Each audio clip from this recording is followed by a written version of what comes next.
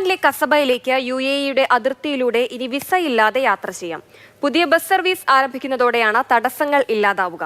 അടുത്ത ബുധനാഴ്ച മുതൽ ബസ് സർവീസ് ആരംഭിക്കുമെന്ന് അധികൃതർ അറിയിച്ചു.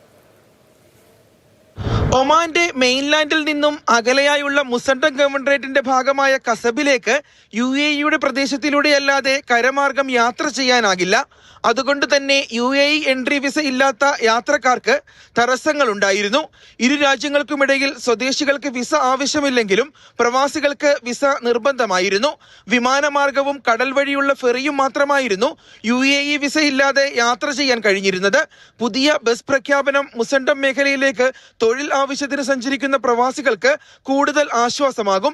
UAE പ്രവേശന വിസ ഇല്ലാത്ത യാത്രക്കാർക്ക് യാത്രാ സൗകര്യം ഒരുക്കുന്നതിനായി മുസണ്ടം ഗവർണറേറ്റ് ആണ് പുതിയ മുവസ്സലാത്ത് ഷട്ടിൽ ബസ് സർവീസ് ആരംഭിച്ചത്. ഖസബ്, ബുഖ, സുഹാർ എന്നിവയെ ബന്ധിപ്പിക്കുന്ന ഈ പ്രത്യേക സർവീസ് ഈ മാസം 17-ന് പ്രവർത്തനം ആരംഭിക്കുമെന്ന് അധികൃതർ അറിയിച്ചു. പുതിയ സർവീസ് റൗണ്ട് ട്രിപ്പ് രീതിയിലായിരിക്കും പ്രവർത്തിക്കുക. എല്ലാ ബുധനാഴ്ചകളിലും ഖസബിലും ബുഖയിലും നിന്ന് യാത്രക്കാർക്ക് ബസ്സിൽ കയറാനാകും.